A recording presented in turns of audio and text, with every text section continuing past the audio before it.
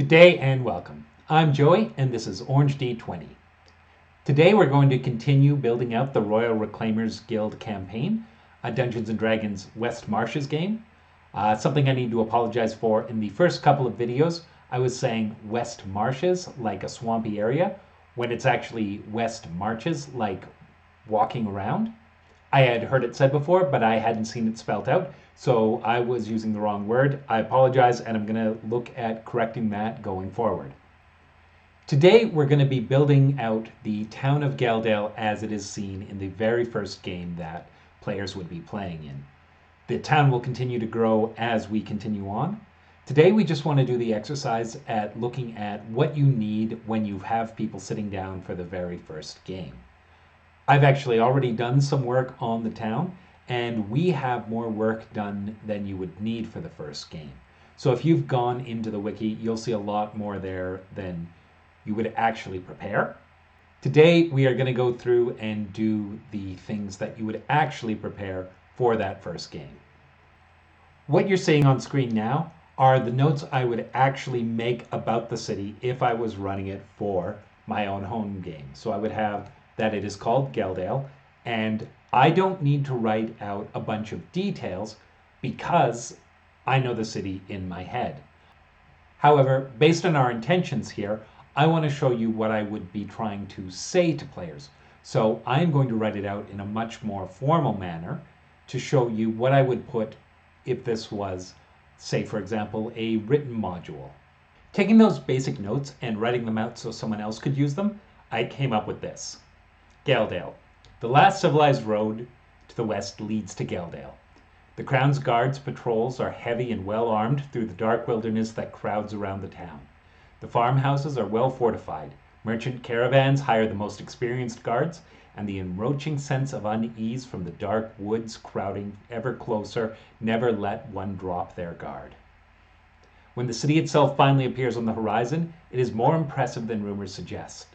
Tall spires of elven design tower over a sandy wall nearly 40 feet high. A steady stream of smoke betrays the mines and foundries on the southern edge of the settlement. Reaching the walls, Crown Guard in crimson cloaks inspect travelers, ensuring invaders do not huddle under heavy cloaks or in the back of wagons. They remain alert, for the lands to the north, south, and west are infested with goblins, orcs, kobolds, and more terrible beasts. Passing through the walls, there's a collection of fields. Several farmers are enclosed within the city, with small herds of goats and several industrious farms settled behind the walls. It is miles back from where the new human buildings begin to sprout out from the stumps of fallen elven settlement. The road does not go further west. Geldale is at the end, the furthest most caravans or wanderers care to go. Beyond these walls lies dangers. Beyond those dangers, riches for those brave enough to dare them.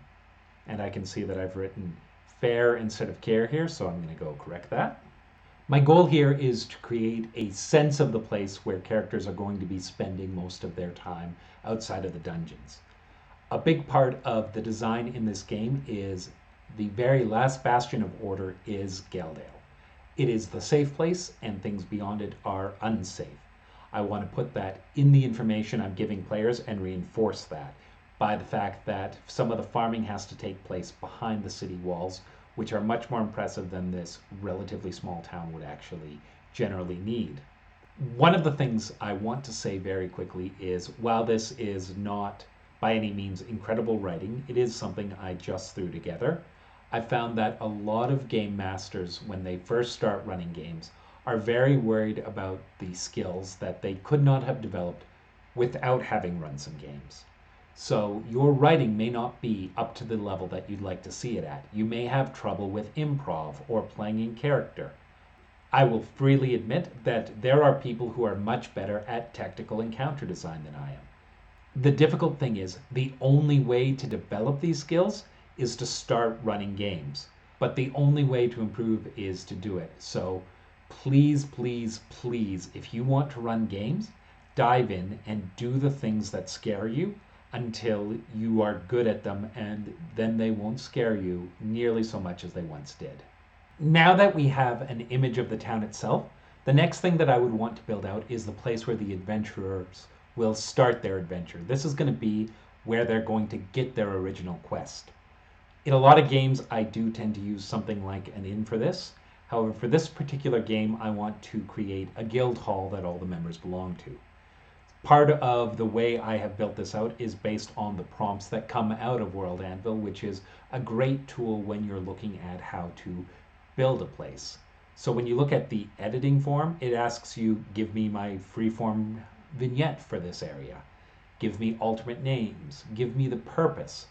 I use this to build out the idea piece by piece, and it puts together this document that goes into the wiki, which in a game like this becomes very valuable to your players, since things will happen in games that they're not in a West Marshes game. They're going to want access to the information, access to buildings that are discovered, and putting it online in something like World Anvil is a great way to allow people to engage with the game even when they're away from the table. The Royal Reclaimers Guildhall. A solid stone building of 3 stories, it dominates the great oak square. The tiled red roof crouches over tight stonework. The windows are barred with well-worked iron, almost giving the impression of a well-gilded prison over a collection of heroes. The oak double doors stand open throughout most of the day, with a variety of different experienced adventurers heading in and out. So purpose and function isn't something I would normally write for a building, but it is one of the prompts that comes out of World Anvil, so I put it in. This is the headquarters for the Royal Reclaimers Guild. It serves multiple purposes. Number 1, to provide information and quests for the Royal Reclaimers. 2, to provide a meeting place for the guild members and potential clients. 3, to act as a vault for reclaimed artifacts.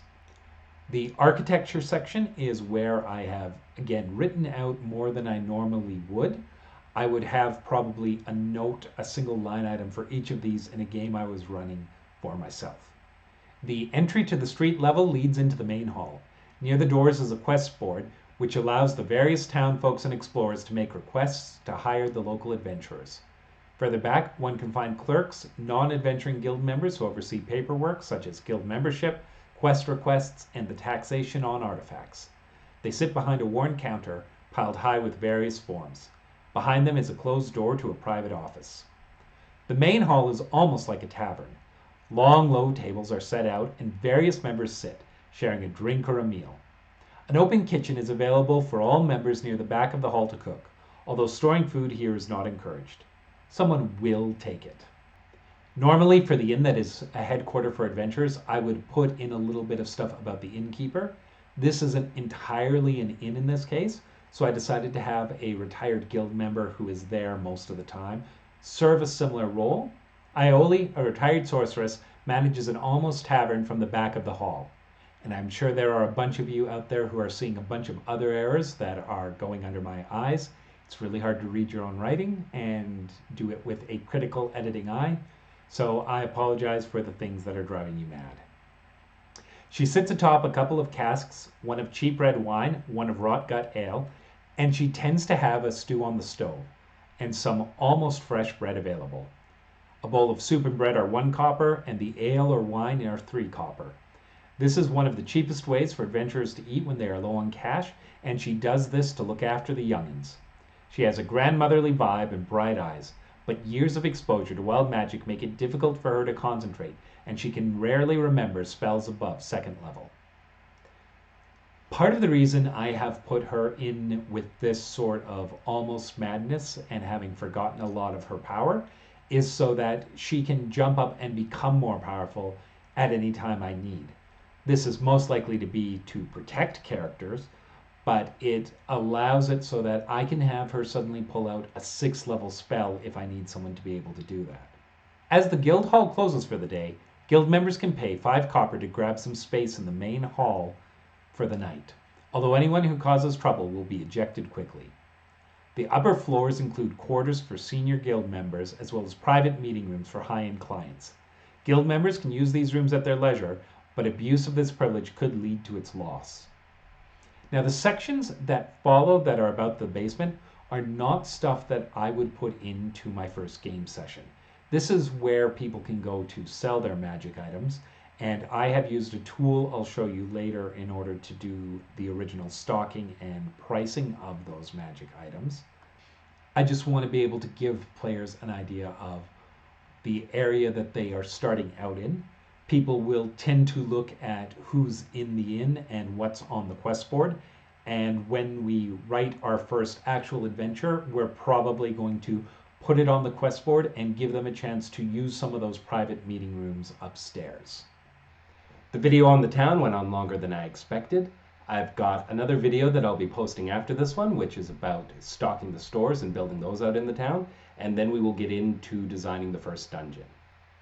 Thank you for watching, and I hope you've enjoyed. If there's any information you feel is missing or something that needs to be included, let me know in the comments down below. Thanks, and have a great day.